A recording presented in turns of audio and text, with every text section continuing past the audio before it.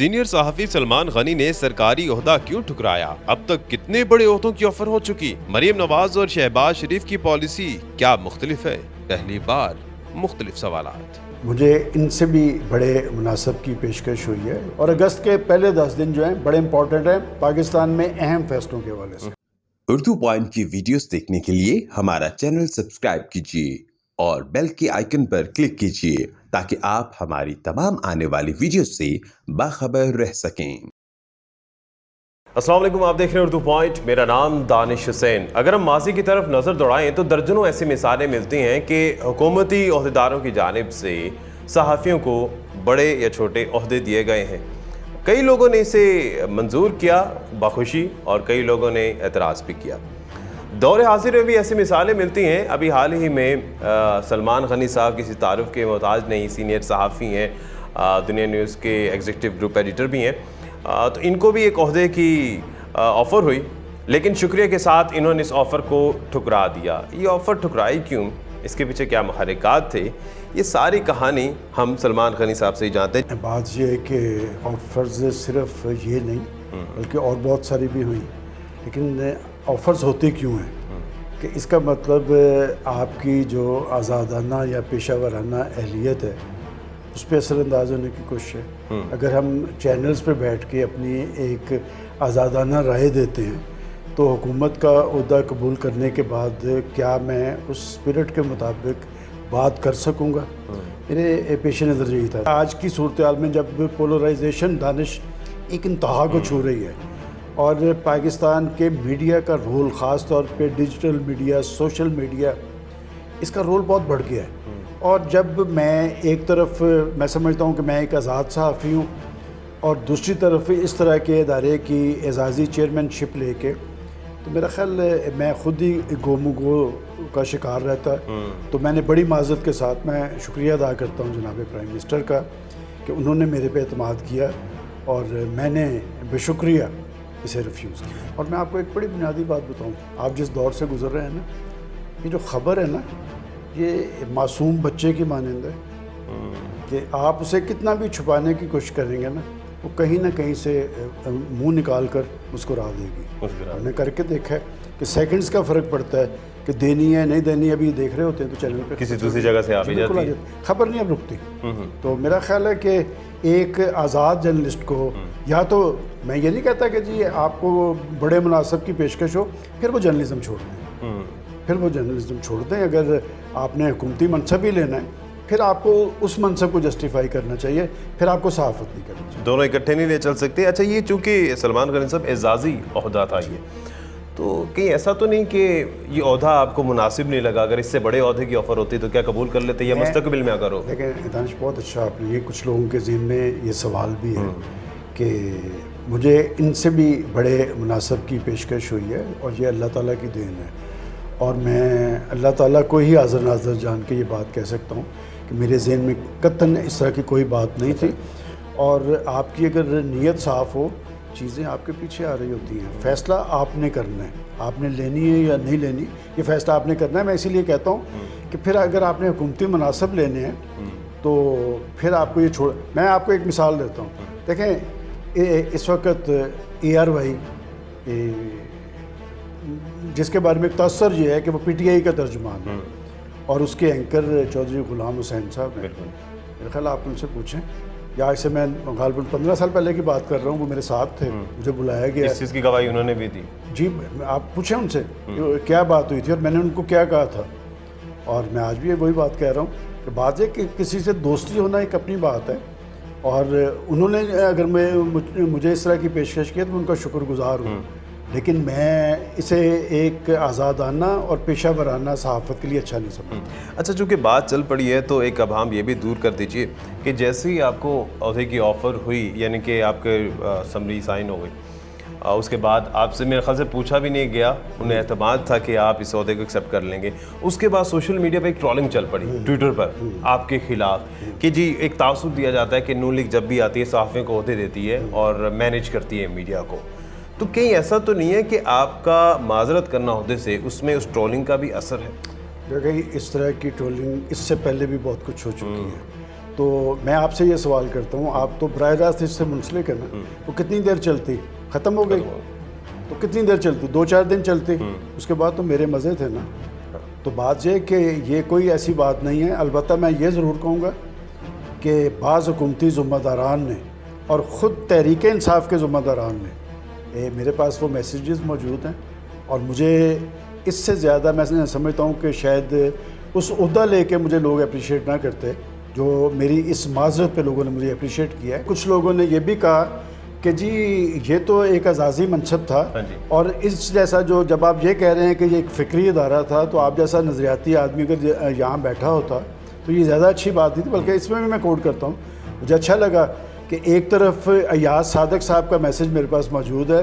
انہوں نے کہا کہ میں مبارکباد تو آپ کو دیتا, لیکن اس سے بڑی مبارکباد یہ ہے کہ آپ جیسے جرنلسٹ آج پاکستان کے اندر موجود ہیں. لیکن خواجہ سعد رفیق کے چونکہ ایک نظریاتی آدمی ہے, میں سمجھتا ہوں خاص طور پہ اقبال کے حوالے سے, اس شخص نے کہا کہ نہیں, میں آپ سے ناراض ہوں کہ آپ کو یہ منصب لے لینا چاہیے. ہو سکتا ہے کہ کل کو کوئی جو شخص وہاں پر آیا ہو وہ اس کی اقبال کے ساتھ اس طرح یکجہتی نہ ہو جس طرح یکجہتی کا اظہار آپ کر سکتے تھے. اور میں آپ کو مزیداری کی بات بتاؤں, پاکستان کی سیاست میں 95% لوگ ایسے ہیں جو پارٹیز بدلتے رہے ہیں. تو وہ لوگ آج تحریک انصاف کا جو حصہ ہے, تو ہم انہیں اور پارٹیز میں بھی دیکھتے رہے ہیں جو مسلم لیگ نون میں آئے ہیں. البتہ میں یہ بات ضرور کہوں گا کہ پاکستان کا جمہوری سسٹم زیادہ مضبوط اور توانا ہوتا اگر پارٹیز کے اندر جو ان کے نظریاتی لوگوں کو آگے لایا جاتا. نظریاتی لوگ آج مسلم لیگ نون میں کس کو سمجھ رہے ہیں؟ کیا مریم نواز نظریاتی ہیں یا آنے والے وقت میں دیکھ لیں آپ ان کو؟ دیکھیں, میں نے جب خواجہ سعد رفیق کی بات کی میں نے اسی لیے کی. دیکھیں, آپ ان کی پالیسی سے اختلاف کر سکتے ہیں, لیکن وہ بندہ پاکستان کے حوالے سے یکسو ہے. لوگ ہیں. دیکھیں, بات یہ کہ تحریک انصاف میں اگر عمران خان صاحب اپنے دور کے اندر وہ جو موقع پرستوں کو یا ابن الوقتوں کی بات کرتے تھے, اگر اپنے نظریاتی لوگوں کو انہی کی بنیاد پر وہ اپنی پالیسیز بناتے تو میرے خیال وہ زیادہ بہتر ڈیلیور کر سکتے ہیں. آج سب سے زیادہ نظریاتی لوگ کس جماعت میں ہیں؟ پیپلز پارٹی, نون لیگ یا P T I? Jamaat Islami میں. جماعت اسلامی سب سے زیادہ ہے. دیکھیں نا, جو آپ ڈیو کریڈٹ ہے, جماعت اسلامی ہے, ANP ہے. آپ جب پارٹیز کی بات کرتے ہیں, آپ پاکستان میں تو جمہوریت مانگتے ہیں, آپ کی پارٹیز کے اندر ہی جمہوریت نہیں. یہ جن 3 پارٹیوں کی آپ نے نام لیا ہے, کیا ان کے اندر جمہوریت ہے؟ جماعت اسلامی کے اندر باقاعدہ الیکشن ہوتا ہے. آپ ANP دیکھ لیں, ANP کے اندر الیکشن ہوتا ہے کہ ایکچوئل پارٹیز وہ ہیں. اب ان کو عوامی پذیرائی کیوں نہیں مل سکی, یہ ایک علیحدہ سوال ہے. اور پنجاب میں تو ہم نے دیکھا تبدیلی آئی, تھوڑی سی چینجنگ آئی. وفاق میں کیا دیکھ رہے ہیں؟ شہباز شریف صاحب کیا سوچ رہے ہیں؟ کیا عہدے پر رہیں گے یا الیکشن کے بارے میں تجاویز مل رہی ہیں کہ ارلی الیکشن ہو جائے؟ دیکھیں, جو میں دیکھ رہا ہوں کہ یہ الیکشن ہونے ہیں, لیکن اس الیکشن کا فائدہ کوئی نہیں ہوگا جب تک آپ کچھ لائنز ڈرا نہیں کریں گے. اس لیے کہ کل کو پھر اس تماشا لگ جائے کہ جی میں نہیں مانتا. تو بات یہ کہ یہ تماشا اس ملک میں سے ختم ہونا چاہیے.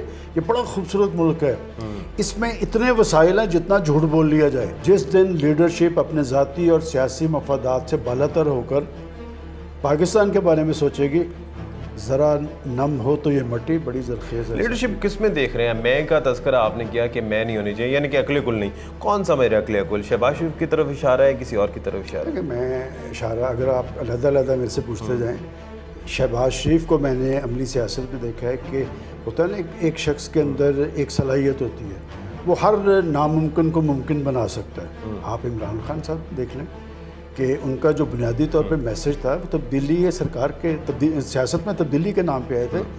دانش, میں نے وہ جلسہ ان کا اٹینڈ کیا ہے 30 اکتوبر 2011 مینار پاکستان, اور میں وہاں سے اپنے ٹی وی کو بیپر دے رہا تھا کہ جناب ہم اپنی اسٹوڈنٹ لائف میں ایک شعر سنا کرتے تھے, حیات لے کے چلو, کائنات لے کے چلو, چلو تو سارے زمانے کو ساتھ لے کے چلو. یہی فضا تھی وہاں پہ. اور اس کے بعد اسی رات میں نے آ کے اپنے چینل پہ ہم نے پروگرام کیا, شامی صاحب میرے ساتھ تھے 100%. ہم نے خان صاحب اس کے بعد میرے آفس شکریہ ادا کرنے کے لیے آئے, تو میں نے کہا خان صاحب یہ تبدیلی ہے جو آپ نے بات کی ہے. اور مجھے آج تک یاد ہے, انہوں نے 2 لوگوں کے نام لیے, انہوں نے کہا کہ میں ان کو لے لوں. تو میں نے کہا جی ان لوگوں کے خلاف یہ رد عمل تھا, یہ تحریک انصاف کا جلسہ نہیں تھا, یہ عام آدمیوں کا جلسہ تھا. جب آپ اپنی بنیاد سے اکھڑ جاتے ہیں نا, پھر آپ لڑک جاتے ہیں, پھر آپ کو اپنے منطقی انجام تک پہنچنا پڑتا ہے. مرحوم نوابزادہ نصر اللہ خان صاحب کہا کرتے تھے کہ ناگزیر لوگوں سے قبرستان بھرے پڑے ہیں. کوئی ناگزیر نہیں ہوتا, ملک ناگزیر ہے, پاکستان نے رہنا ہے. یہاں تو کہا جاتا ہے، کوئی کہتا ہے 3 ٹکڑوں میں تقسیم ہو جائے گا، کوئی کہتا ہے کہ یہاں پر یہ ہو جائے گا، کوئی کہتا ہے دیوالی. پاکستان نے دیوالیہ نہیں ہونا. یہ ہمارے کرتوت ہیں جس کی وجہ سے ہم یہاں پر پہنچے ہیں. اور کیوں پہنچے ہیں؟ یہ ڈالرز جو ہیں یہ پاکستان کے عوام پہ خرچ ہوتے ہیں، یہ عیاشیوں اور بدماشیوں پہ خرچ ہوتے ہیں خاص طبقے کے. یہ شافی ہے، یہ پاکستان کا حکمران ٹولہ ہے، اور یہ کچھ ان میں چینج کوئی نہیں ہے. میرا آپ دیکھیں، آپ ایک ینگ جرنلسٹ ہیں، مجھے آپ بتائیں کہ ان 3-4 پارٹیوں کے نظریات میں کیا فرق ہے. کسی ایک کا بتا دیں کہ اس کا یہ نظریہ ہے، اس کا یہ، سب ایک ہی نظریہ، اقتدار نظریہ ہے. اقتدار. تو بات یہ کہ میں سمجھتا ہوں یعنی روٹی کپڑا مکان تبدیلی، یہ سارے نعرے بس صرف یہ اقتدار میں آنے کے لیے. دیکھیں مجھے یاد پڑتا ہے کہ جب خان صاحب ٹیک آف کر رہے تھے تو میں اس وقت بیٹھ کے چینل پہ کہا کرتا تھا کہ اللہ کرے کہ یہ اپنے مشن میں کامیاب ہوں، لیکن ان سے ہونے والی مایوسی بہت زیادہ ہوگی. توقعات زیادہ ہیں. جی اس لیے توقعات. جب آپ سفید کپڑے پہن کے کھڑے ہوں گے نا، تو جب داغ پڑے گا نا، آپ جنہیں چور اور ڈاکو قرار دیتے تھے، بھئی آپ نے پاکستان کے ساتھ کیا کیا؟ آپ تو کہتے تھے کہ جی جب میں آؤں گا تو میں خودکشی کر لوں گا IMF کی طرف رجوع کرنے پہ. آپ نے سارا ملک ہی ان کو جا کے دے دیا. آج پاکستان کی تقدیر کے فیصلے IMF کر رہے ہیں. اچھا سلمان غنی صاحب، آپ نے ارلی الیکشن کا تو تذکرہ کیا کہ سولوشن یہی ہے. ابھی چونکہ شہباز شریف صاحب وزیر اعظم ہیں، آپ اندر کی خبریں بھی جانتے ہیں، موقع کا فائدہ اٹھاتے ہیں آپ کی ملاقات کا، تو ذرا بتائیے کہ نواز شریف صاحب اور شہباز شریف صاحب کی اب اس وقت کیا بانڈنگ ہے؟ کیا نواز شریف صاحب چاہتے تھے کہ شہباز شریف صاحب ہی وزیر اعظم بنیں اور آگے کنٹینیو کریں، یا کوئی اور آپشن بھی تھا؟ دیکھیں جب آپ نواز شریف اور شہباز شریف کی بات کریں گے، پہلے تو آپ ان کے اندر تقسیم نہ سمجھیں کہ کیا نواز شریف صاحب کی مرضی کے بغیر شہباز شریف صاحب پرائم منسٹر بن گئے. ایک تصویر جا کے انہوں نے پیش کی ہے، اور میں بڑی کھلی بات کرنے کا عادی ہوں. اس وقت پاکستان ڈوب رہا تھا، خان صاحب کو بھی پتہ تھا کہ میں کچھ دینے کی پوزیشن میں نہیں ہوں. میں یہ سمجھتا ہوں کہ فیصلے پولیٹیکل ہونے چاہیے. وہ یہ کہتے ہیں کہ سروائیول کا مسئلہ تھا، ہم نے اس لیے وہاں پر سیاسی تبدیلی کر لی، لیکن میں سمجھتا ہوں کہ انہوں نے بڑے فیصلے کر لیے، مشکل فیصلے کر لیے، لیکن اپنا سیاسی کیس کمزور کر لیا. آج ان کا سیاسی اس لیے کہ شہباز شریف صاحب سے توقع لوگوں کو بہت زیادہ تھی. پنجاب کا ماڈل موجود ہے، پنجاب میں اس نے ڈیلیور کر کے دکھایا، لیکن اسلام آباد کے اندر شہباز شریف صاحب کی وجہ سے جو تبدیلی آنی چاہیے تھی وہ نہیں آئی. اب بات یہ کہ الیکشن کے اندر وہ کیوں نہیں آئی؟ کیا میں ڈیلیور نہیں کر سکتے؟ دیکھیں نہیں، بات یہ کہ جس کیفیت کے اندر آپ کو یہ IMF کا معاہدہ کیا کس نے تھا؟ چلتی سابقہ حکومت میں انہوں نے کیا نا، ایک ایسا فیصلہ کیا جس میں آپ وہ مجھے سلمان خان صاحب ایک بات یاد آ گئی، اب اس کو ذرا جسٹیفائی کریں، کیونکہ اکثر یہ بات کرتے تھے PTI جو ہے انہوں نے معاہدے کیے. شہباز گل صاحب نے بڑے تنقیدی انداز میں کہا تھا کہ عمران خان صاحب دادا ہیں آپ کے، جو ان کی ہر بات کو پوری کرنی ہے. یہ نون لیگ کو ایک انہوں نے ٹونٹ کیا تھا. نہیں، اس نے صرف آپ ان کو چھوڑیں. دیکھیں شہباز گل صاحب تو ان الیکٹڈ ہے نا، میں بھی ان الیکٹڈ ہوں. شیخ رشید نے کیا کہا تھا کہ ہم ان کے حوالے سے ایسی بارودے سرنگیں کھود کے گئے ہیں کہ یہ بھی نہیں چل پائیں گے. آپ پاکستان کی یہ بارودی سرنگیں مسلم لیگ نون کے لیے یا اپوزیشن کے لیے نہیں کھود کے گئے تھے، کہ پاکستان کے لیے کھود کے گئے تھے. بھگت پاکستان کے عوام رہے. آپ کو کوئی لائنز ڈرا کرنی پڑیں گی، معیشت کو سیاست سے علیحدہ کرنا پڑے گا. نیشنل ڈائیلاگ کی بات شہباز شریف صاحب کرتے ہیں تو میں ہمیشہ کہتا ہوں بات آپ کی بہت اچھی ہے، انیشیٹو لیں نا، جائیں عمران خان کے پاس، خود چل کے جائیں، اسے کہیں آئیں بیٹھ کے بات کریں. اور یہ شہباز شریف صاحب کو جانا چاہیے خان صاحب کے پاس؟ 100% جانا چاہیے. 100% جو شخص اپوزیشن لیڈر کے طور پہ پہلے ایوان میں کھڑا ہو کے کہتا ہے کہ چھوڑیں سیاست کو، میں آپ کی طرف ہاتھ بڑھاتا ہوں کہ آئیں اکانومی پہ چارٹر کرتے ہیں، اس کا ہاتھ جھٹک دیا گیا تھا.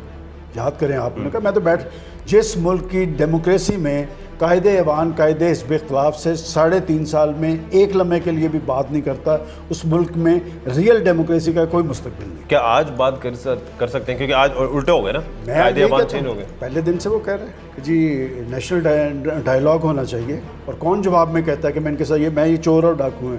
اور جناب آپ ذرا اپنی صفوں پہ تو نظر دوڑا کے دیکھیں. تو آگے کیا ہونے والا ہے سلمان خان صاحب؟ نیا الائنس کون سا بنے گا؟ 2 تھا اکثریت تو ابھی بھی نظر نہیں آ رہی. ویسے جو اسٹریٹ پاور ہے وہ تو ابھی نظر آ رہی ہے بظاہر کہ PTI کے ساتھ ہے، جس طرح سے جلسہ ہو رہا ہے دیکھنے. تو کیا 2 تھا اکثریت نظر آ رہی ہے؟ کوئی نیا الائنس بن رہا ہے؟ کیا ہو رہا ہے آگے؟